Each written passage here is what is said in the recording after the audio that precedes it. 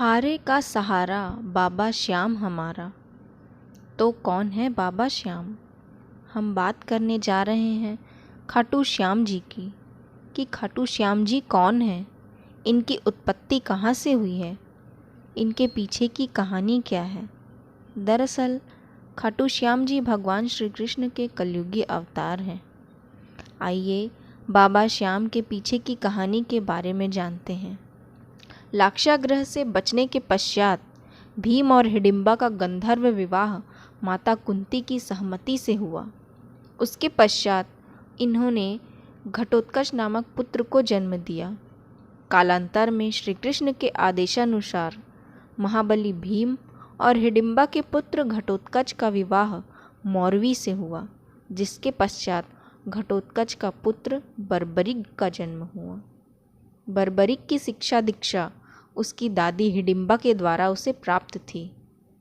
एक दिन बर्बरिक ने अपनी दादी से प्रश्न किया कि माँ, मुझे आसानी से मुक्ति कैसे प्राप्त हो सकती है।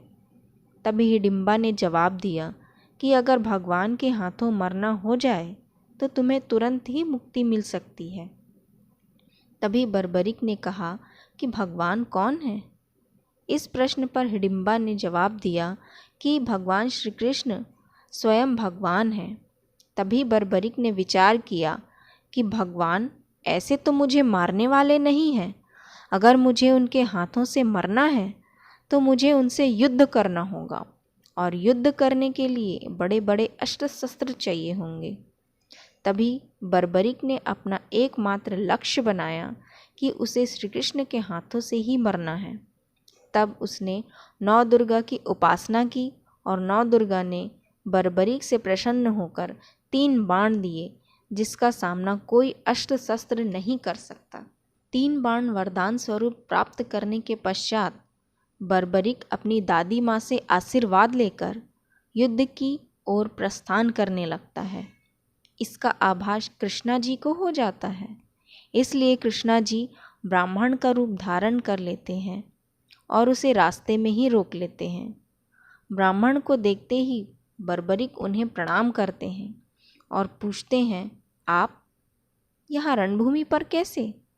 ब्राह्मण कहते हैं, मैं पांडवों का पुरोहित हूँ। और पूछते हैं, आप बर्बरिक हैं ना? बर्बरिक को आश्चर्य होता है कि ब्राह्मण मुझे कैसे जानते हैं। बर्बरिक पूछते हैं, आप मुझे कैसे जानते हैं ब्राह्मण देवता? ब्राह्मण कहते हैं, मैं सब जानता हूँ। तुम बर्बरिक हो और इस युद्ध में भाग लेना चाहते हो। बर्बरिक कहते हैं, मैं इस युद्ध में भाग अवश्य लूँगा, परंतु इस समय नहीं। मैं निर्बलों की सहायता लेने का व्रत लिया है। कौरव और पांडवों में जिसकी भी पराजय होगी उसी पक्ष से मैं युद्ध करूँगा। ब्राह्मण कहते हैं, और तुम एक ही पल में महायुद्ध को समाप्त कर दोगे? परंतु तुम तो अकेले हो, तुम्हारी सेना कहाँ है? बर्बरिक कहते हैं, मेरी कोई सेना नहीं है ब्राह्मण देवता, मैं अकेला ही आया हूँ। ब्राह्मण देवता कहते हैं, तुम अकेले हो और इस महायुद्ध को पल भर में समाप्त करने की महत्वाकांक्षा रखते हो? बड़े आश्चर्य की बात है। तुम युद्ध करना चाहते हो, तुम्हारी कोई सेना भी नहीं है और तुम्हारे पास तो केवल 3 ही बाण हैं। बर्बरिक कहते हैं, आश्चर्य करने की बात नहीं है ब्राह्मण देवता। इस युद्ध को समाप्त करने के लिए मुझे एक ही बाण की आवश्यकता है। ब्राह्मण जी कहते हैं, केवल एक ही बाण से महायुद्ध को समाप्त कर दोगे? कहीं ऐसा तो नहीं है कि आपको कोई अलौकिक शक्ति प्राप्त है? बर्बरिक कहते हैं, आप ठीक समझ रहे हैं ब्राह्मण देवता।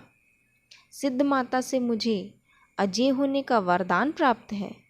मेरा वध कोई नहीं कर सकता। ब्राह्मण देवता हंसने लगते हैं और कहते हैं कि ये जो सामने पीपल का वृक्ष है, उसके सारे पत्तों को एक बाण में छेद करके दिखाओ तो मैं मानूं। बर्बरिक ने तीर को वृक्ष की ओर छोड़ दिया। जब तीर एक एक करके सारे पत्तों में छेद करता जा रहा था, उसी दौरान एक पत्ता टूटकर नीचे गिर पड़ा।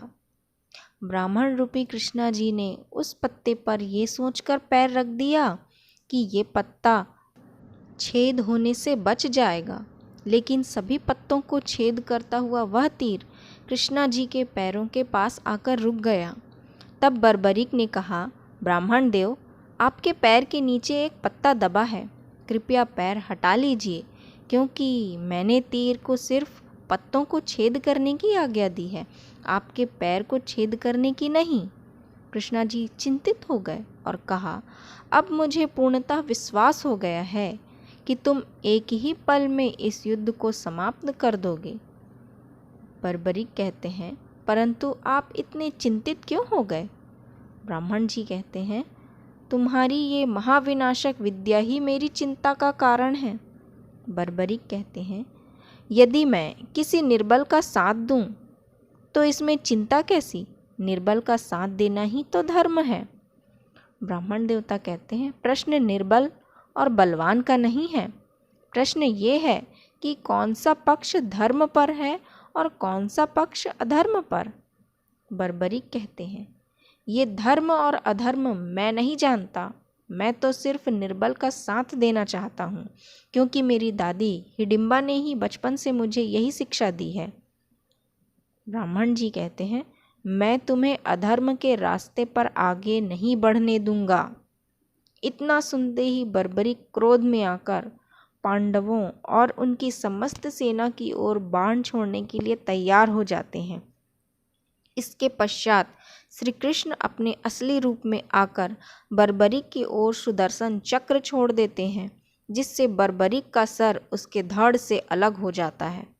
फिर भगवान श्री कृष्ण ने कहा, बर्बरीक, तुमने निर्बल परंतु अधर्मियों का साथ देने की प्रतिज्ञा पूरी करने के पागलपन ने मुझे तुम्हारा वध करने के लिए विवश कर दिया।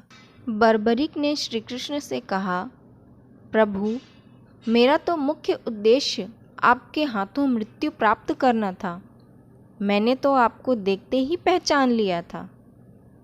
क्षमा करें प्रभु, मैंने ही जानबूझकर आपको क्रोध दिलाकर विवश कर दिया था ताकि आप मेरा वध कर दें।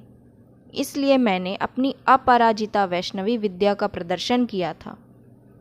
आपके हाथों मेरे वध को संभव बनाने के लिए ही मैंने कठिन तपस्या की थी। बचपन से मेरी यही मनोकामना थी। भगवान श्री कृष्ण ने कहा, बर्बरीक, तुमने बड़ी तपस्या से जो अस्त्र शस्त्र प्राप्त किए थे मुझसे युद्ध करने के लिए, ताकि मैं तुम्हारा वध कर सकूं, उसी तपस्या और मुक्ति के लिए तुम्हारी लगन ने तुम्हें मोक्ष योग्य बना दिया।